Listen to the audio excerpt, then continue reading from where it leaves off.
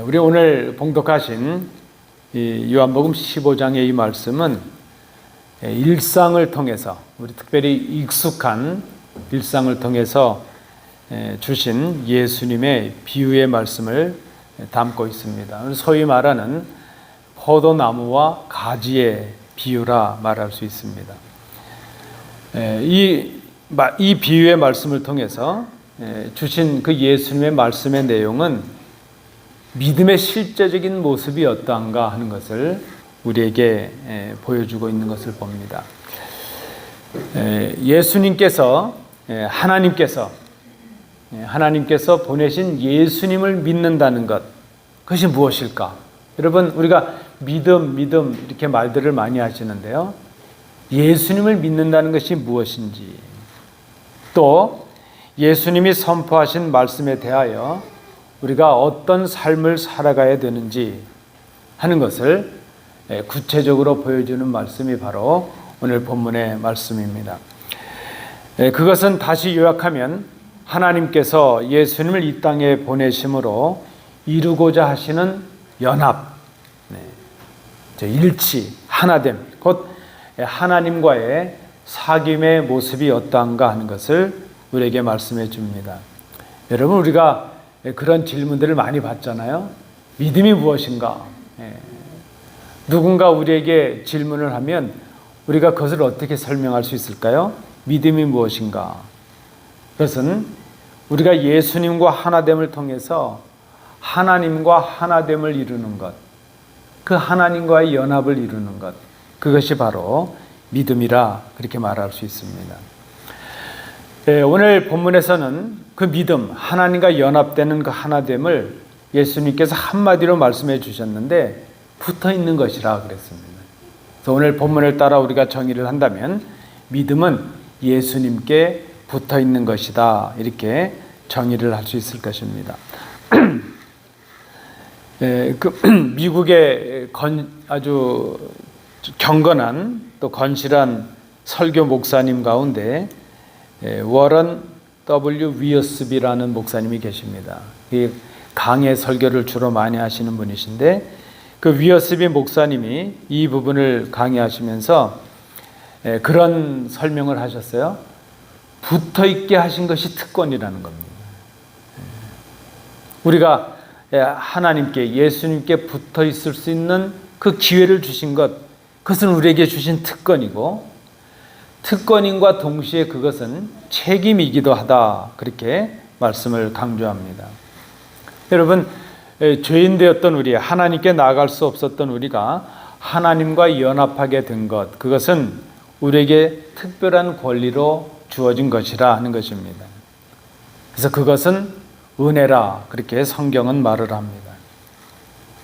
이것은 우리의 수고나 우리의 공로의 결과로 주어진 것이 아니라 하나님께서 베푸신 일이고 하나님께서 하신 일이었습니다.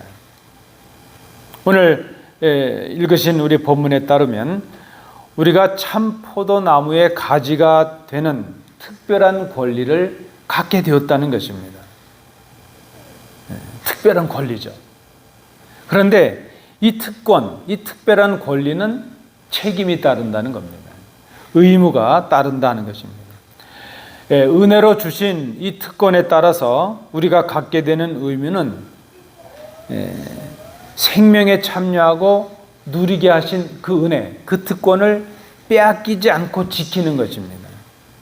오늘 본문에 따르면 빼앗기지 않고 그 은혜를 간직하고 지키는 방법은 예수님께 붙어 있는 것이라는 것입니다. 붙어 있을 수 있는, 우리가 하나님과 연합될 수 있는 그런 기회와 자격을 주신, 그 권리를 주신 것은 하나님께서 하신 일이라면 그 권리를 지키고 누려서 예수님께 붙어 있어서 그것을 간직하는 것, 그 은혜를 간직하는 것, 그것은 우리의 책임이라 하는 그 말씀입니다. 그리고 예수님께 우리가 붙어 있는 것, 그것이 바로 믿음이라, 그렇게 오늘 본문은 설명을 하고 있습니다. 그래서 우리가 이런 그 믿음을 소유하기 위해서 우리가 실제적으로 해야 될 일이 무엇인가, 그 믿음의 실제가 무엇인가 하는 것을 오늘 본문을 통해서 우리가 생각해 보고자 합니다. 첫 번째입니다. 오늘 우리가 본문을 통해서 보는 붙어있는, 예수님께 붙어있는다는 그 믿음의 모습, 첫 번째는요, 예수님께 붙어있는 것이 믿음이라는 겁니다. 붙어있는 것이 믿음이다. 여러분, 나무에 가지가 있는데요, 가지는 나무에 붙어 있어야 됩니다. 그렇죠? 나무가 있으면 그 나무에 줄기가 있고 가지가 붙어 있어야 됩니다. 그런데 가지가 나무에 붙어 있는데 어떤 나무에 붙어 있느냐 하는 것이 중요하다는 것입니다. 썩은 나무에 붙어 있는 가지는 열매를 맺을 수가 없습니다. 이미 썩어서 죽은 나무에 가지가 달려 있다 그래서 거기서 잎이 날 수도 없고 꽃이 필 수도 없고 열매를 맺을 수도 없습니다. 이 썩은 나무에, 죽은 나무에 붙어 있는 가지는 생명을 지속할 수가 없다는 것을 우리가 알고 있습니다. 마찬가지로 좋은 나무에 붙어 있는 가지가 좋은 열매를 맺는 좋은 가지가 될 수 있다는 것입니다. 우리가 구약 성경이나 이 성경 전체에서 보면 성경에서 이 포도나무는 종종 부정적인 의미로 쓰이고 있는 것을 봅니다. 특별히 이스라엘 백성들을 지칭할 때, 하나님의 백성들, 성도들을 가리킬 때에 이 포도나무라는 이 표현이 사용이 되었습니다. 가령 예를 들면 예레미야 2장에 나타나는 내용입니다. 하나님께서 좋은 극상품에 순전한 포도나무를 심었다는 겁니다. 근데 그 포도나무가 악한 가지를 내고 극상품의 포도가 아닌 들포도, 먹을 수 없는 그런 들포도를 내게 되었다는 겁니다. 그래서 하나님께서 어떻게 하십니까? 그 나무를 베어서 땔감으로 이제 쓰도록 버리셨다는 것입니다. 이때 이 포도나무는 불순종하는 이스라엘 백성들, 하나님을 거역하는 하나님의 백성들을 상징적으로 나타내고 있는 것입니다. 자, 그렇게 되니까 하나님께서 다시 포도나무를 심으셨습니다. 그 포도나무를 심으셨는데 그 나무는 불순종하는 이스라엘 백성들과는 달리 전적으로 하나님의 뜻에 순종하는 참 포도나무가 되었습니다. 그 참 포도나무가 바로 예수 그리스도시라는 것입니다. 요한은 지금 참 포도나무, 예수님이 참 포도나무시다는 것을 전제로 해서 이 말씀을 주고 있습니다. 요한은 그 복음서에서 예수님께서 스스로 자신을 지칭하신 7가지의 표현을 씁니다. 우리가 나는 뭐뭐시다 하는 그런 표현이죠. 헬라어로는 에고 에이미라는 그런 표현입니다. I am who I am 그런 말이죠. 그 나는 뭐뭐다 이렇게 표현하신 것이죠. 자, 그런 것들이 7 표현이 나오고 있는 것을 봅니다. 제가 좀 소개해 드리면 여러분 잘 아시는 내용입니다. 예수님께서 스스로 말씀하셨죠. 나는 생명의 떡이다 그랬습니다. 예수님이 하신 말씀이죠. 나는 세상의 빛이다. 나는 양들의 문이다. 나는 선한 목자다. 그리고 나는 부활이요 생명이다. 그렇게 말씀하십니다. 나는 길이요 진리요 생명이라 말씀합니다. 그리고 오늘 이 15장에서 7번째 마지막 나는 누구이다. 에고 에이미 그 표현을 쓰셨는데 나는 참 포도나무다. 나는 나무다 하는 표현을 지금 하고 계신 것입니다. 여러분, 하나님께서 우리에게 원하시는 것이 무엇일까요? 하나님께서 우리에게 원하시는 것은 당신의 백성들과 함께 하는 것을 원하십니다. 함께 살기를 원하십니다. 그것이 바로 임마누엘입니다. 하나님이 당신의 백성들, 우리와 함께 계신다는 그 의미입니다. 하나님은 우리가 함께 하기를 원하시고 그것 때문에 먼저 우리에게 은혜를 베푸십니다. 우리에게 특별한 은혜, 특별한 권리를 주셨습니다. 하나님과 함께 할 수 있는 권리를 주셨습니다. 그래서 이제 우리가 해야 될 일이 있는데 그 은혜에 응답하는 것은 하나님께 붙어 있는 것입니다. 하나님께 붙어 있는 방법은 예수 그리스도를 믿는 것이라 그랬습니다. 그래야 하나님께서 주신 은혜가 지속이 될 수 있다는 것입니다. 그렇게 해야 우리가 생명을 누리고 하나님과 하나됨을 누리는 그런 영광된 삶을 살아갈 수 있다는 것입니다. 여러분, 붙어 있어야 생명이 있습니다. 붙어 있어야 됩니다. 믿음이 무엇입니까? 믿음은 예수님께 붙어 있는 것입니다. 그런데 붙어 있는데 누구에게 붙어 있느냐 하는 것이 중요합니다. 그저 죽어버릴 사람들에게 붙어 있느냐, 곧 사라지고 썩어질 세상의 마음을 빼앗기고 붙어 있느냐, 내가 지금 누구에게 붙어 있느냐, 그게 중요합니다.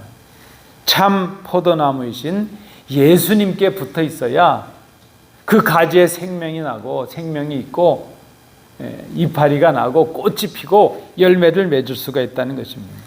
그래서 오늘 이 본문이 말씀해 주는 것이 그것입니다. 오직 예수님께 붙어 있는 것이 믿음이라는 것입니다. 여러분, 그러면 예수님께 붙어 있는다는 것은 무엇입니까? 오늘 5절 말씀을 보시면 5절 말씀에 따르면 그것은 우리가 예수님 안에 거하는 것이라 그랬습니다. 우리가 예수님 안에 거함으로 인해서 예수님께서도 우리 안에 거하시는 것, 그것이 바로 예수님께 붙어 있는 모습이라는 것입니다. 그러면 예수님 안에 거한다는 것은 무엇입니까? 그것은 예수님을 나의 구주로, 나의 주님으로 믿고 영접하는 것, 그것이 바로 주 안에 거하는 길입니다. 여러분, 믿음의 길이 그렇게 어렵지가 않습니다. 예수님 믿고 생명 얻고 구원 얻는 것 그렇게 어렵지 않습니다. 생명을 우리가 뭐 수고해서 얻는 것 아닙니다. 그저 우리는 예수님께 붙어 있기만 하면 됩니다. 그러면 참 포도나무이신 그 나무에 붙어 있는 가지는 좋은 가지가 됩니다. 꽃이 피고 열매를 맺습니다.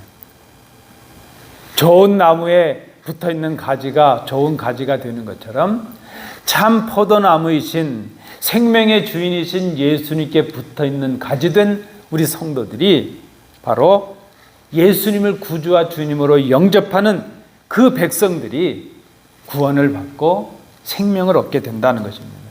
여러분, 그것이 믿음이라, 예수님께 붙어 있는 것이 믿음이라, 오늘 본문에서 발견하는 믿음의 실제의 첫 번째 모습입니다. 이제 두 번째 모습을 살펴봅니다.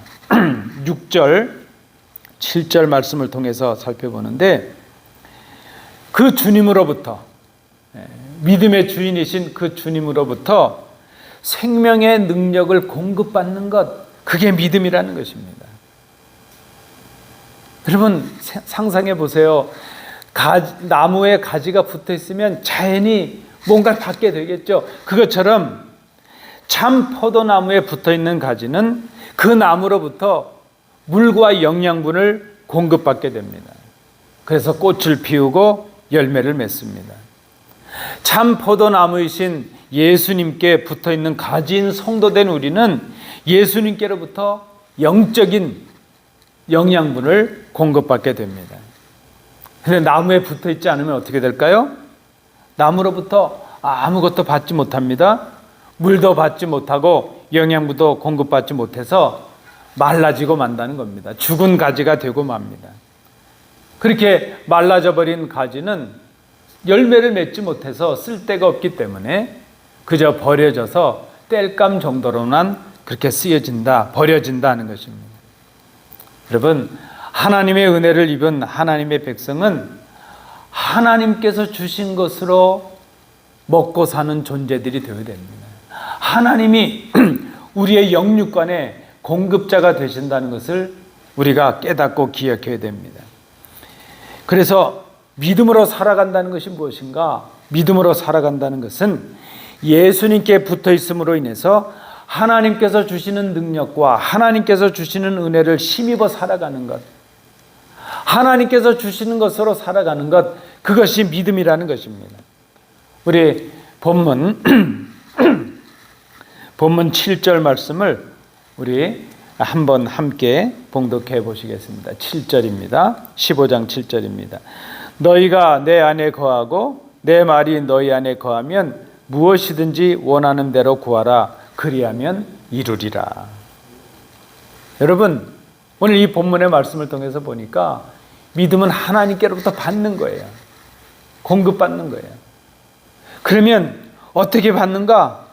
예수님의 이름으로 하나님의 능력을 구하는 데 있다는 겁니다. 그게 믿음이라는 겁니다. 여러분, 기도할 수 있는 게 믿음입니다. 내 지금 형편이 어떻든지 하나님의 은혜, 하나님의 능력을 의지하고 하나님께 구할 수 있는 것, 그게 믿음이라는 것입니다. 간구하는 것이 믿음이요, 이제 그 간구를 들으시고 하나님께서 채우신다는 것을 믿는 것, 그게 바로 믿음이라는 것입니다. 채우시는 하나님의 능력을 누리는 것, 간구하고 주실 것을 믿고 주신 것을 누리는 것, 그것이 곧 믿음이라는 것입니다. 출애굽기 13장에 보면 출애굽한 이스라엘을 홍해 그 바다를 건너게 하신 후에 하나님께서 이제 홍해를 건넌 백성들, 이스라엘 백성들이 살아야 될 새로운 삶의 원칙을 이제 가르쳐 주신 것을 봅니다. 홍해를 건넌 백성들에게 애굽의 생활이 아닌 출애굽한 백성들로서 살아가야 될 삶의 모습을 요구하셨습니다. 그것은 홍해를 건너게 하신 것, 그 사건을 통해서 애굽에서 가졌던 그런 신앙의 그 옛 그 관습들, 그 구습들, 그런 것들을 다 버려버리고 이제 새롭게 하시는 하나님의 은혜의 삶을 살아라, 바로 그 의미였습니다. 그래서 우리가 이 출애굽기를 해석할 때 홍해 사건을 우리의 세례 사건으로 이제 비유해서 해석하는 것이 이제 많은 부분이죠. 홍해를 건너는 것이 곧 세례를 받는 것과 같은 의미가 있다는 것입니다. 그럼 우리가 세례를 받으셨는데 세례를 통해서 정결한 백성이 되는 것, 정결함을 입은 하나님의 백성으로 거듭나는 것, 그것이 세례의 의미가 아니겠습니까? 우리가 세례를 받았다는 것 자체가 홍해를 건너서 이제 하나님께로부터 새로운 삶을 요구받는 존재들이 된 것과 같다는 것입니다. 세례는 그 의미가 무엇입니까?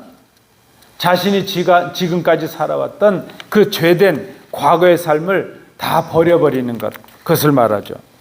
그리고 이제 새로운 삶을 살아가는 것을 의미합니다. 과거의 삶을 정리하고 예수님을 따라서, 말씀을 따라 살아가는 새로운 삶을 따르기로 결단하는 사람들, 그게 바로 세례받은 사람들이죠. 예수님을 믿은 우리는 이제 홍해를 건넌 사람들이 되었습니다. 과거의 모습들은 다 버려버리고 이제 홍해를 건넌 하나님의 백성답게, 그 이스라엘 백성들이 홍해를 건너서 정결함을 입은 백성들답게 살아가는 그 말씀, 그 하나님의 요청이 주어졌던 것처럼 우리에게 그런 요청이 주어졌다는 것입니다. 예수를 믿는다는 것, 그것은 단순히 예수님께 붙어 있는 것, 그것으로만 끝나는 것이 아니라 그의 삶의 변화가 있어야 된다는 겁니다. 세례받은 이후에 성도의 삶이 어떠하냐? 그 삶이 곧 믿음의 모습이라는 것입니다. 갈라디아서 2장 20절 말씀을 따르면 그것은 곧 자기를 부인하고 자기를 죽임으로 이제 예수님이 내 속에 살게 하시는 것, 그것이 세례 사건입니다. 여러분, 세례가 무엇입니까? 내가 죽고 내 속에 그리스도께서 다시 사시는 것, 그래서 이제는 우리가 그리스도와 더불어 살아가는 것, 그것이 바로 세례죠. 세례의 모습이 바로 그것이죠. 한마디로 그래서 세례는 주인을 바꾸는 것이라 말할 수 있습니다. 전에는 내가 스스로의 주인으로 살아갔어요. 내가 나의 주인이었어요. 그러나 이제 세례를 받은 이후 하나님의 자녀됨을 경험한 우리는 내가 더 이상 주인이 아니라 예수님이 나의 주인이시라는 것, 하나님이 나의 주인이시라는 것을 생각하고 내 마음속에 그분들을, 그 예수님을 주인으로 모시고 살아가는 것, 그것이 홍해를 건넌 백성의 삶이요, 세례를 받은 성도의 삶이라 말할 수 있습니다. 그것은 무엇입니까? 다시 오늘 본문을 빗대서 말하면 그것은 하나님께서 우리의 생명과 우리의 소유와 우리의 모든 것을 공급하시는 공급자시라는 것을 기억하는 것이라는 것입니다. 여러분, 그러면 이 출애굽기 말씀을 통해 볼 때, 13장의 말씀을 통해 볼 때 구체적으로 하나님께서 우리의 공급자시라는 것을 기억하는 그 삶의 모습이 무엇인가? 첫 번째는 출애굽기 13장 2절 말씀입니다. 하나님께 만물을 드리는 것, 첫 것을 드리는 것이라. 여러분, 하나님께 우리의 첫 것을 드린다는 것은 어떤 의미가 있습니까? 하나님이 나의 주인 되신다는 것을 몸으로 실천하는 것입니다. 여러분, 우리의 신앙생활 속에 우리가 결단하고 다짐하고 실천해야 될 것이 바로 이것입니다. 예수님이 나의 주인이시다 하는 것입니다. 하나님이 나의 주인이시다. 그것이 첫 것을 드리는 것입니다. 첫 것을 드리는 것, 그것이 하나님의 우리의 주인이시라는 것을 고백하는 것을 말합니다.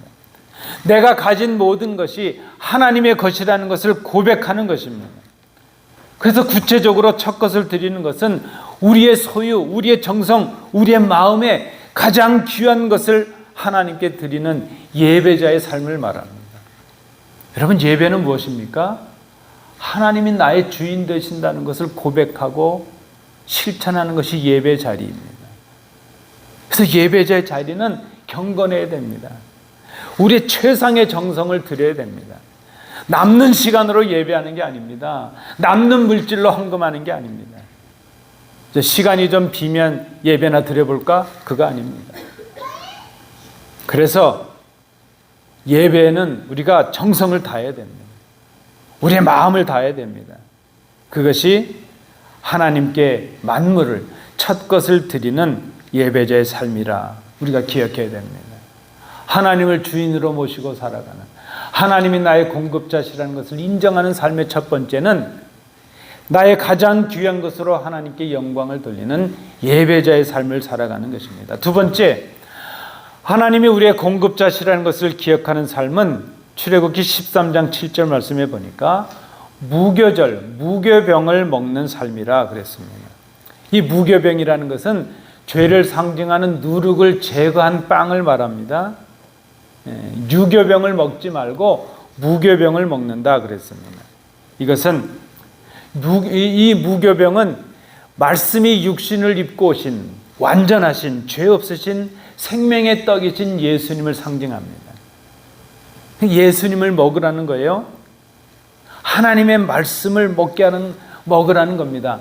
하나님의 말씀이 우리 입에 있게 하는 삶이죠. 출애굽기 13장 9절의 말씀처럼, 그리고 시편 1편 2절의 말씀처럼 그 말씀을 묵상하고 즐거워해서 주야로 우리 입술 가운데 그 말씀이 있는 삶, 말씀에 사로잡힌 삶을 살아가라는 것입니다.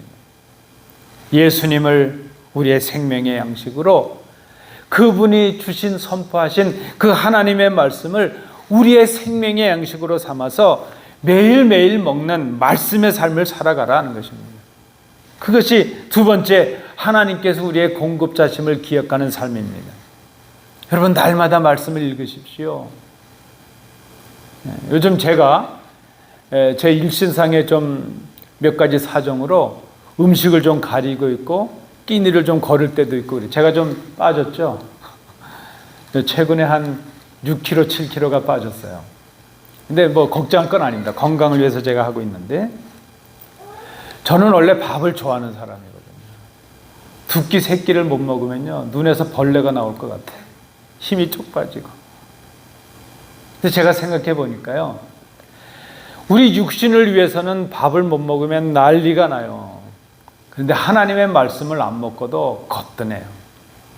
하루를 안 먹어도 거뜬하고, 일주일 말씀을 안 먹어도 거뜬하고, 주일날 아침에 성경책 들고 나오는 게 힘들어요. 성경책 찾다가 늦을까 봐 그냥 와요. 이제 교회 성경책 안 들고 다닌 지가 오래됐어요. 하나님의 말씀이 어디 있는지도 모르겠어요. 여러분, 이러한 삶은 하나님을 주인으로, 하나님을 공급자로 모시고 있는 삶이라 말할 수가 없습니다. 하나님의 말씀을 알아야, 하나님의 뜻을 알고 그 말씀을 알아야 우리가 순종의 삶을 살 수 있지 않습니까? 하나님의 말씀으로 우리의 생명의 양식을 삼는 삶, 중요하다. 그것이 믿음의 모습이라는 겁니다. 세 번째입니다. 출애굽기 13장 21절에 보니까 구름기둥, 낮에는 구름기둥으로 밤에는 불기둥으로 하나님께서 인도하셔서 이스라엘 백성들이 그 불기둥, 구름기둥을 따랐다는 거예요. 여러분, 이것은 무엇을 상징합니까? 성령님의 인도하심에 순종해서 살아가는 삶을 말합니다. 성령님의 인도하심, 성령님의 감화 감동하심을 따라 살아가는 삶, 그것이 하나님을 공급자로, 하나님을 주인으로 모시고 사는 삶이라는 겁니다. 하나님을 주인으로 모시는 예배자의 삶을 살아가는 것, 말씀을 우리의 생명의 양식으로 삼아 살아가는 것, 그리고 성령님의 인도하심에 순종하는 삶을 살아가는 것, 이것이 오늘 본문에 의하면 바로 참 포도나무이신 예수님께 붙어있는 가지의 삶이라는 겁니다. 이것이 성도의 삶이라는 것입니다. 이것이 믿음의 모습이라는 것입니다. 여러분, 이 모습을 우리가 회복할 수 있기를 원합니다. 마지막 세 번째 모습입니다. 본문에서 발견하는 실제적인 믿음의 모습 세 번째는 열매를 맺는 것. 열매를 맺는 것이 믿음이라는 겁니다. 자, 참 포도나무에 붙어있는 깨끗한 가지는 열매를 맺습니다. 그 가지가 진짜냐 아니냐, 그 가지의 진위가 열매로 드러나게 됩니다. 이 나무에 붙어있는 가지의 의미는 뭐 다른 데 있는 것이 아닙니다. 뭐 가지가 얼마나 훌륭하냐, 그거 아닙니다. 가지가 훌륭하냐 아니냐의 평가는 열매가 있느냐 아니냐, 거기에 있습니다. 나무로부터 똑같은 물과 똑같은 영양분을 받는데 어떤 가지는 열매를 맺고 어떤 가지는 열매를 맺지 못합니다.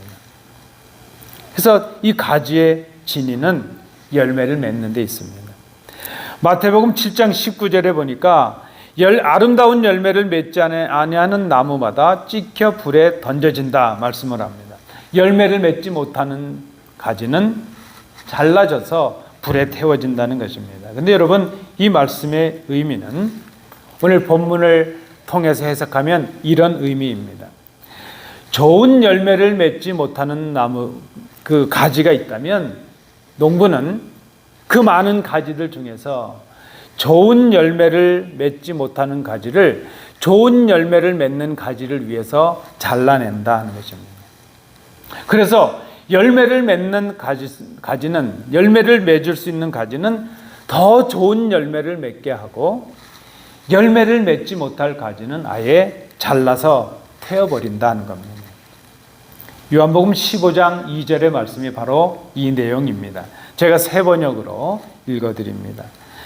내게 붙어 있으면서도 열매를 맺지 못하는 가지는 아버지께서 다 잘라버리시고, 열매를 맺는 가지는 더 많은 열매를 맺게 하시려고 손질하신다. 이 손질하신다 하는 말이죠. 손보신다는 거예요. 하나님께서 손보신다는 거예요. 오늘 본문에 보니까 하나님께서 깨끗하게 하는 것, 이 주님께서 깨끗하게 하는 것을 말씀하는데 두 가지 방법이 있습니다. 가지를 깨끗하게 하는 것은 두 가지 방법입니다. 과실을 맺어야 될 가지를 위해서 하는 것, 그것이 하나입니다. 다른 하나는 과실을 맺지 못할 그런 가지를 위해서 하는 것입니다. 무엇입니까? 열매를 맺지 못하는 가지를 제거해 버리는 겁니다. 여러분, 우리가 한국말로 전지라 그러죠. 전지, 가지치기, 가지를 친다는 겁니다. 이렇게 전지, 이 가지를 치는 이유는 무엇인가요? 그래야 그 좋지 못한 가지를 미리 잘라서 양분이 그것으로 흩어지는 것을 막아서 이제 열매를 맺는 가지들이 더 좋은 열매를 맺을 수 있도록, 풍성한 열매를 맺을 수 있도록 가지를 손보는 것, 잘라버리는 것, 그것을 가지치기라 이렇게 말합니다. 좋은 열매를 맺기 위해서입니다.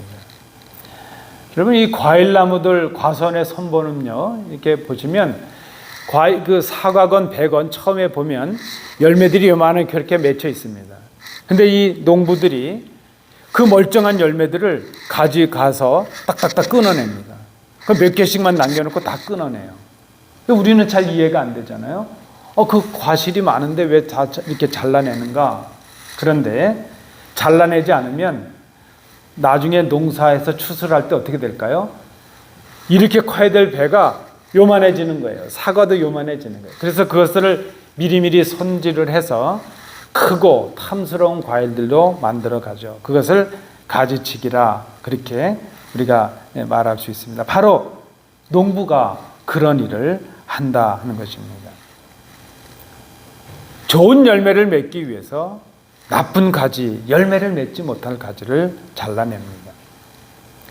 주인이 가지를 손질하는 것, 열매를 맺지 못할 가지는 제거하고 열매를 맺을 가지는 더욱 풍성하게 해서 더 좋은 열매를 맺게 하기 위함이다. 더 좋은 열매를 맺으면 8절입니다. 너희가 열매를 많이 맺으면 내 아버지께서 영광을 받으실 것이요 너희는 내 제자가 되리라. 여러분, 좋은 열매가 무엇입니까? 주인이 기뻐하는 열매입니다. 주인의 마음에 흡족한 열매입니다. 하나님의 자녀된, 하나님의 종된, 성도된 우리가 맺어야 될 열매는 하나님이 기뻐하시는 열매여야 합니다. 우리 성도가 맺는 열매가 그것이고 교회가 맺어야 될 열매가 그것입니다. 사람들이 기뻐해야 될 열매가 아니라 하나님께서 기뻐하실 열매를 맺어야 됩니다. 또한 그 하나님께서 기뻐하시는 그 열매는 결국 우리가 제자가 되는 것입니다. 우리가 열매가 되는 것입니다. 우리가 주님의 제자가 되어서 주님께서 맡겨주시고 남겨주신 복음의 일을 감당하는 사람들이 되는 열매가 되는 것, 그것을 의미합니다.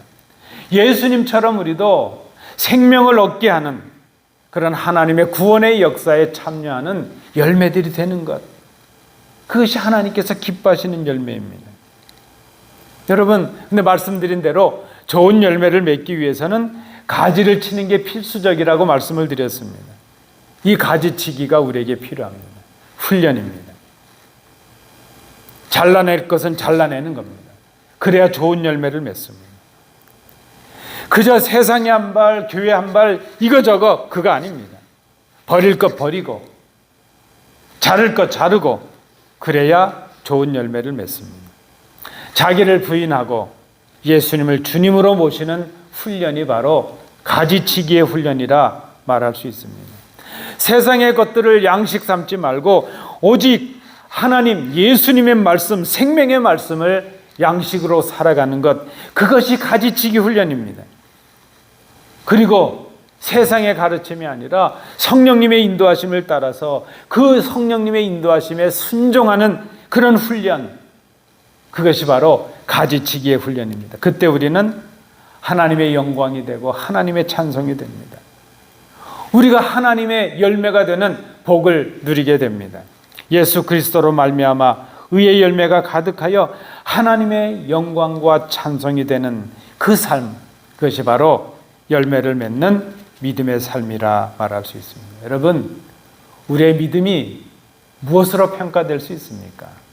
열매가 있느냐 아니냐, 그것으로 우리의 믿음이 평가가 될 것입니다. 말씀을 맺습니다.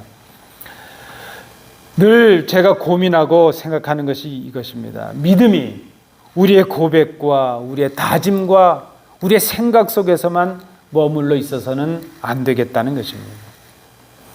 믿음은 고백이요 결단임과 동시에 믿음은 구체적인 삶이어야 됩니다. 행함이어야 됩니다. 우리의 일상의 삶 속에서 예수님께 더 가까이 나아가고 또 하나님 앞에 더 가까이 나가는 구체적이고 실제적인 삶으로, 삶의 모습으로 나타나야 된다는 것입니다. 그래서 여러분, 믿음은 행함이 있어야 됩니다. 오늘 본문을 말씀합니다. 믿음은 실제적인 것이다. 그 믿음은 예수님께 붙어 있는 것이다. 그것은 내가 예수님 안에, 예수님이 내 안에 거하시는 그 신비한 연합을 경험하는 것입니다.